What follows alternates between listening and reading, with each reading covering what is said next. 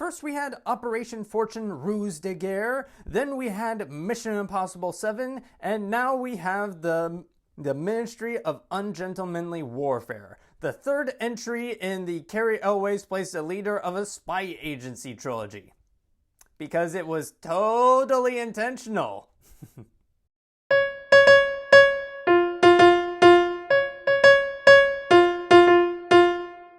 Hi, my name is Ryan Lane, and welcome to my review channel. So for today's movie, I will be reviewing The Ministry of Ungentlemanly Warfare, directed by Ritchie and starring Henry Cavill, Eiza Gonzalez, and Alan Ritchinson, Henry Golden, Alex Pettyfer, Hero finds Tiffin, Babs Olusanmokun, and Cary Elwes. So, it's 1941 and things aren't going so well for Britain. They're getting air-bombed by the Germans, and the German U-boats are sinking their American allies' ships. Desperate for a solution, Brigadier Gubbins, played by Cary Elwes, decides to recruit Gus March Philippe, played by Henry Cavill, and an entire rogues gallery of ne'er-do-wells to storm the Fernando Po port where the Nazis have their supplies and cut off the German U-boats' supply lines. Assisting them with this task are femme fatale Marjorie Stewart, played by Eiza Gonzalez, and Mr. Heron, played by Babs Olusanmokun, they will be doing the work of collecting vital information from the Nazis and keeping the Nazis distracted. So the screenplay is a bit of a mixed bag. While the film does keep the plot moving at a decent clip, it can't help but feel like it's a B movie pretending to be an A movie. Because, there's a significant chunk of the runtime where the characters are just stuck on a boat, just chatting it up, trying to strategize, and again, they're not interesting. Again, they're not boring characters. They're too well acted to be boring, but at the same time, the film doesn't give these characters enough layers to sustain a 2-hour runtime. Maybe an hour 30, maybe an hour 45, but not 2 hours. This proves to be especially fatal for the Gus character, as the film barely fleshes out any characterization for him. The very beginning of the movie shows him being broken out of jail so that he can do this dangerous, illegal mission, but they never really flesh him out. You don't even learn why he was in jail in the first place. I feel like that would have been a pretty big piece of information to know about. And the film doesn't give him much motivation. And the same kind of goes for all the rest of the main ungentlemanly characters who have been recruited. They get some exposition saying why they hate the Nazis, which, to be fair, you don't need that much motivation, but I don't know, I could use a little bit more, Also, the acting. The acting is pretty fun in spite of the thin material at times. Henry Cavill is clearly having a ball as Gus, a kleptomaniac convict who takes glee in killing Nazis in ultra creative ways.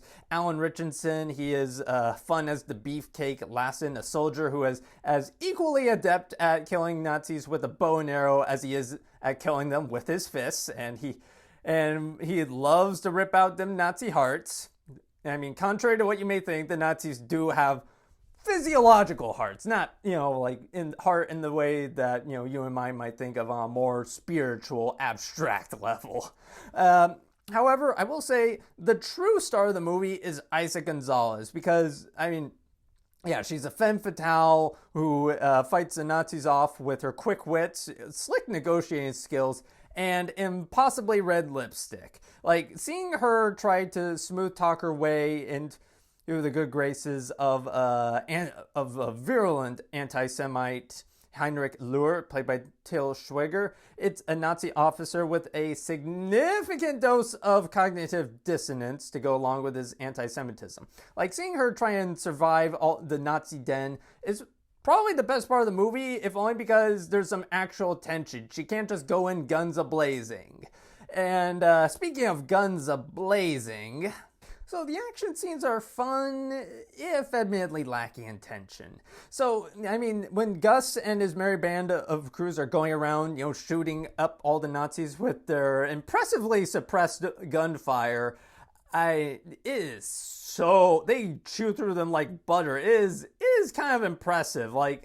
These are some of the easiest Nazis to kill this side of an Indiana Jones movie. It's like they're playing a Call of Duty video game campaign on easy mode. Actually, no, even easier mode. It would be easy mode if the Nazis didn't even have guns, because the Nazis barely get a chance to fire a shot off before getting shot in the head.